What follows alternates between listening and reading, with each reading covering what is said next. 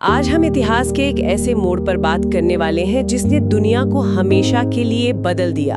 फ्रांसीसी क्रांति। ये सिर्फ किसी राजा या रानी की कहानी नहीं है, बल्कि ये उन विचारों की कहानी, स्वतंत्रता, समानता और बंधुत्व, जिन्होंने कह सकते हैं कि पूरी दुनिया में एक आग सी लगा दी। और ये समझना बहुत जरूरी है, खासकर उन लोगों के लिए जो यूपीएससी, एसएससी जैसी परीक्षाओं की तैयारी कर रहे हैं, कि ये क्रांति रातों रात नहीं हुई। इसके पीछे सालों का गुस्सा, सामाजिक भेदभाव और एक तरह की आर्थिक बदहाली की पूरी कहानी है। तो हमने इस विषय पर विकिपीडिया, कुछ हिस्टोरिकल एनालिसिस और एकेडमिक किताबों को खंगाला है, ताकि हम इसके हर पहलू को गहराई से समझ सकें। हाँ, और हमारा लक्ष्य भी यही है कि हम सिर्फ तारीखें और घटनाएं न रटें, बल्कि उनके पीछे के क्यों और कैसे को समझें। तो चलिए इस कहानी के परतों को खोलना शुरू करते हैं। सबसे पहले क्रांति से पहले के फ्रांस को समझना होगा, जिसे एंशिएंट रिजीम या पुरानी व्यवस्था कहा जाता था। कैसा था उस वक्त का समाज? देखिए, उस समय का जो फ्रांसीसी समाज था वो कानूनी तौर पर 3 हिस्सों या एस्टेट्स में बटा हुआ था। पहला एस्टेट था पादरी वर्ग यानी क्लर्जी। इनकी आबादी 1% से भी कम थी, लेकिन ये फ्रांस की करीब 10% जमीन के मालिक थे और इन्हें लगभग हर तरह के टैक्स से छूट मिली हुई थी। अच्छा। और दूसरा एस्टेट था कुलीन वर्ग का, नोबिलिटी। ये भी आबादी में मुश्किल से 1.5 या 2% रहे होंगे, पर सेना और सरकार के सारे ऊंचे पद इनके लिए ही थे और जाहिर है टैक्स ये भी नहीं देते थे। बिल्कुल। और फिर आता था तीसरा एस्टेट, जिसमें फ्रांस की बाकी की 98% आबादी शामिल थी।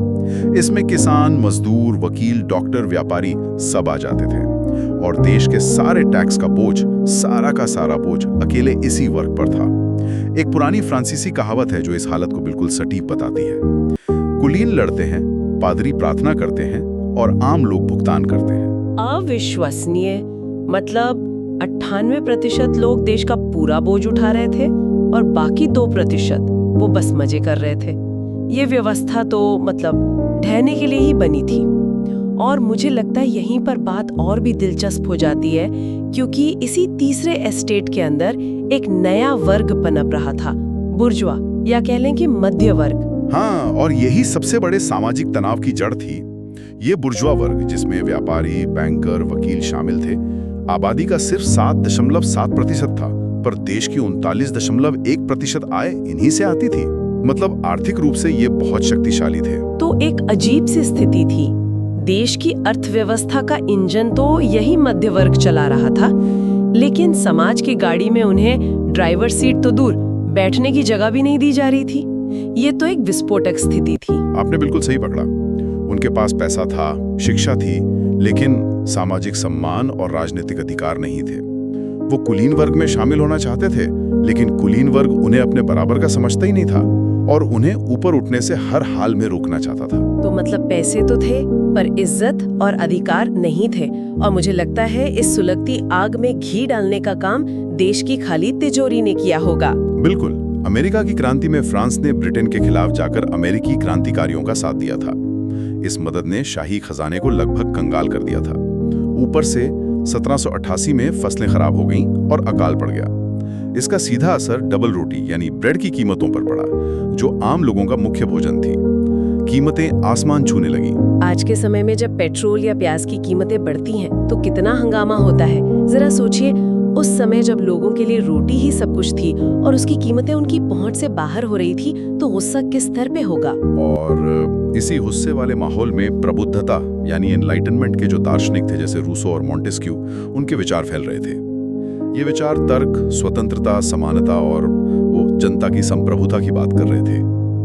लोगों को अब लगने लगा था कि उनकी समस्याओं का कारण राजा का दैवीय अधिकार नहीं, बल्कि एक खराब व्यवस्था है जिसे बदला जा सकता है। तो आर्थिक बदहाली, सामाजिक असंतोष और इन नए विचारों के माहौल में राजा लुई 16वें ने एक ऐसा कदम उठाया जो एक तरह से धूल जमी अलमारी खोलने जैसा था। उन्होंने एस्टेट्स जनरल की बैठक बुलाई। समझिए, ये उस वक्त की संसद थी, और एक ऐसी संसद जिसकी 1750 सालों से कोई बैठक ही नहीं हुई थी। जी, 5 मई 1789 को वर्साई के महल में ये बैठक शुरू हुई, लेकिन शुरू होते ही एक बड़े विवाद में फंस गई। विवाद था मतदान की प्रक्रिया को लेकर।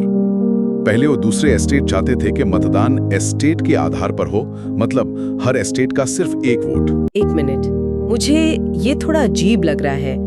मतलब 175 साल बाद बैठक हो रही है और वो इस बात पर बहस कर रहे हैं कि वोट कैसे दिया जाएगा। क्या ये मुद्दा इतना बड़ा था कि इसी से क्रांति शुरू हो गई? ये सवाल बहुत अच्छा है, क्योंकि ये सिर्फ प्रक्रिया का सवाल नहीं था, ये शक्ति का सवाल था। प्रति एस्टेट एक वोट का मतलब था कि पादरी और कुलीन वर्ग हमेशा 2-1 के बहुमत से जीत जाते और तीसरे एस्टेट की आवाज का कोई मतलब ही नहीं रह जाता। तो तीसरे एस्टेट ने मांग की कि मतदान प्रति प्रतिनिधि हो, क्योंकि उनके प्रतिनिधियों की संख्या बाकी दोनों के कुल के बराबर थी। ये उनकी असली ताकत को दर्शाने का एकमात्र तरीका था। और जब राजा ने उनकी मांग नहीं मानी तो उन्होंने वो किया जिसकी किसी ने उम्मीद नहीं की थी। उन्होंने एक क्रांतिकारी कदम उठाया। 17 जून 1789 को तीसरे एस्टेट ने खुद को नेशनल असेंबली घोषित कर दिया। उनका कहना था कि असली राष्ट्र का प्रतिनिधित्व वे करते हैं, ना कि बाकी 2 एस्टेट। इसके 3 दिन बाद 20 जून को जब उन्होंने अपना मीटिंग हॉल बंद पाया तो वो पास के एक इंडोर टेनिस कोर्ट में इकट्ठा हुए और टेनिस कोर्ट की शपथ ली। उन्होंने कसम खाई कि वे तब तक अलग नहीं होंगे जब तक फ्रांस के लिए एक नया संविधान नहीं बना लेते। और फिर आया 14 जुलाई 1789 का वो दिन जो फ्रांस का राष्ट्रीय दिवस बन गया, बास्तील का पतन। हाँ, पेरिस की गुस्साई भीड़ ने बास्तील के किले पर धावा बोल दिया।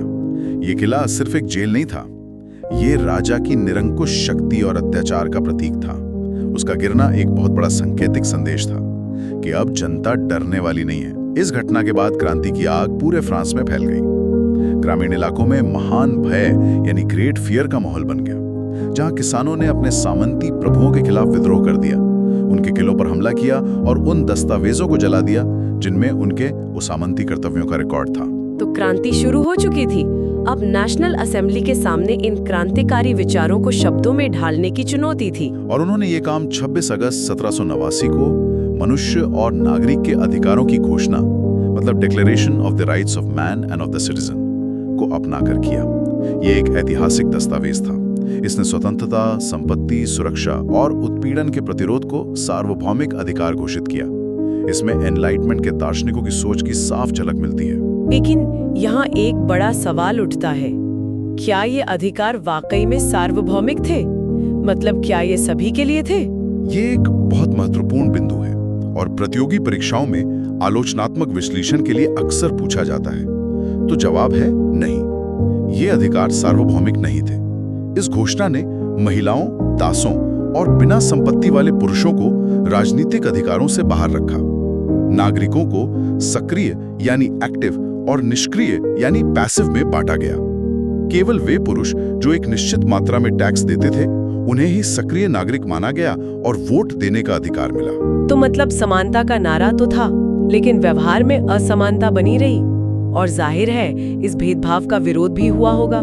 बिल्कुल। 1791 में ओलिम्प दे गूज नाम की एक लेखिका और नाटककार ने इसके जवाब में महिला और महिला नागरिक के अधिकारों की घोषणा प्रकाशित की। उनका एक प्रसिद्ध तर्क था जो आज भी प्रासंगिक है। यदि एक महिला को फांसी के तख्ते पर चढ़ने का अधिकार है तो उसे बोलने के मंच पर चढ़ने का अधिकार भी होना चाहिए। ये उस समय के लिए एक बहुत ही साहसी और क्रांतिकारी विचार था। और इसका अंजाम क्या हुआ?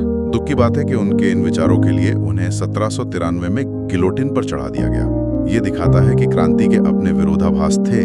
और यही विरोधाभास हमें क्रांति के सबसे खूनी दौर की ओर ले जाता है, आतंक का राज या द रेन ऑफ टेरर। आदर्शों की बात करने वाली क्रांति इतनी हिंसक कैसे हो गई? देखिए, यहाँ हमें उस समय के हालात को समझना होगा।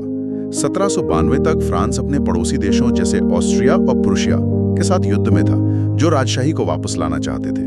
देश के भीतर भी राजशाही के समर्थकों का विद्रोह हो रहा था। एक भावना थी कि क्रांति खतरे में है। इस बाहरी और आंतरिक खतरे के जवाब में क्रांतिकारियों का एक कट्टरपंथी समूह जैकोबिन्स सत्ता में आया। और उनके नेता थे मैक्सिमिलियन रॉबेस्पियर, जिन्हें दी इनकॉरप्टिबल भी कहा जाता था, मतलब जो भ्रष्ट न हो सके। हाँ, क्योंकि वे अपने आदर्शों के प्रति इतने कट्टर थे कि उन्हें किसी भी तरह के लालच या समझौते से डिगाया नहीं जा सकता था। विडंबना यह है कि यही अडिग स्वभाव बाद में उनकी क्रूरता का कारण बना। जैकोबिन्स ने सार्वजनिक सुरक्षा समिति का गठन किया, जिसे लगभग तानाशाही शक्तियां दी गई। रोबेस्पियर के नेतृत्व में इस समिति ने आतंक को एक सरकारी नीति बना दिया ताकि क्रांति के दुश्मनों को खत्म किया जा सके। और इसी नीति के तहत उन्होंने संदिग्धों का कानून यानी लॉ ऑफ सस्पेक्ट्स पारित किया। ये तो सुनने में ही काफी खतरनाक लगता है। ये एक भयानक कानून था। इसके तहत किसी पर भी स्वतंत्रता का दुश्मन होने का सिर्फ संदेह होने पर उसे गिरफ्तार किया जा सकता था। सबूतों की ज्यादा जरूरत नहीं थी। हालत ये हो गई थी कि पड़ोसियों को एक दूसरे पर शक होने लगा। कल तक जो क्रांति का समर्थक था, आज उसे क्रांति का दुश्मन बताकर गिलोटिन पर चढ़ाया जा सकता था। पेरिस की सड़कों पर डर और अविश्वास का माहौल था। सितंबर 1793 से जुलाई 1794 के बीच लगभग 17,000 लोगों को आधिकारिक तौर पर गिलोटिन से मौत की सजा दी गई और हजारों अन्य जेलों में मारे गए। तो इस आतंक का अंत कैसे हुआ? क्या लोगों ने विद्रोह कर दिया? यहाँ दिलचस्प बात यह है कि आतंक ने अंततः अपने ही रचयिताओं को निगल लिया। डर का माहौल इतना बढ़ गया कि रोबेस्पियर के अपने ही साथियों से डरने लगे। उन्हें लगा कि अगला नंबर उनका हो सकता है। अंत में उन्होंने एकजुट होकर रोबेस्पियर के खिलाफ ही विद्रोह कर दिया और जुलाई 1794 में उन्हें उसी गिलोटिन पर चढ़ा दिया गया जिसका उन्होंने हजारों लोगों के खिलाफ इस्तेमाल किया था। रोबेस्पियर के पतन के बाद क्रांति एक ज्यादा उदारवादी चरण में चली गई, जिसे निर्देशिका या डायरेक्टरी का शासन कहते हैं। लेकिन सुना है कि ये सरकार काफी कमजोर और भ्रष्ट थी। हाँ, और इसी राजनीतिक अस्थिरता का फायदा उठाकर 1799 में एक युवा और महत्वाकांक्षी जनरल नेपोलियन बोनापार्ट ने तख्ता पलटकर सत्ता पर कब्जा कर लिया। इस घटना को अक्सर फ्रांसीसी क्रांति का कह सकते हैं कि औपचारिक अंत माना जाता है। तो यहाँ एक बड़ा सवाल खड़ा होता है, क्या इसका मतलब ये है कि क्रांति असफल रही? 10 साल की उथल पुथल, खून खराबे के बाद नतीजा ये निकला कि लोकतंत्र की जगह एक तानाशाह आ गया। यह एक जटिल सवाल है और इसका जवाब हाँ या ना में नहीं है। अगर हम इस नजरिए से देखें कि क्रांति एक स्थिर लोकतंत्र स्थापित करने में विफल रही तो यह असफल लग सकती है, लेकिन इसकी विरासत बहुत गहरी और स्थायी है। सबसे पहले इसने फ्रांस से सामंती व्यवस्था और जन्म के आधार पर मिलने वाले विशेषाधिकारों को हमेशा के लिए खत्म कर दिया। यह एक बहुत बड़ी सामाजिक उपलब्धि थी। और नेपोलियन तानाशाह होने के बावजूद क्रांति के कुछ आदर्शों को उसने भी तो आगे बढ़ाया है ना? हाँ, और यह एक बहुत महत्वपूर्ण बिंदु है, खासकर मेंस परीक्षा के उत्तरों के लिए। अगर सवाल आता है कि क्रांति की स्थायी विरासत क्या थी, तो नेपोलियनिक कोड का जिक्र करना अनिवार्य है। नेपोलियन ने 1804 में एक नागरिक संहिता लागू की। इस कोड ने कानून के समक्ष समानता, नागरिक स्वतंत्रता और योग्यता आधारित समाज यानी मेरिटोक्रेसी के सिद्धांतों को कानूनी रूप दिया।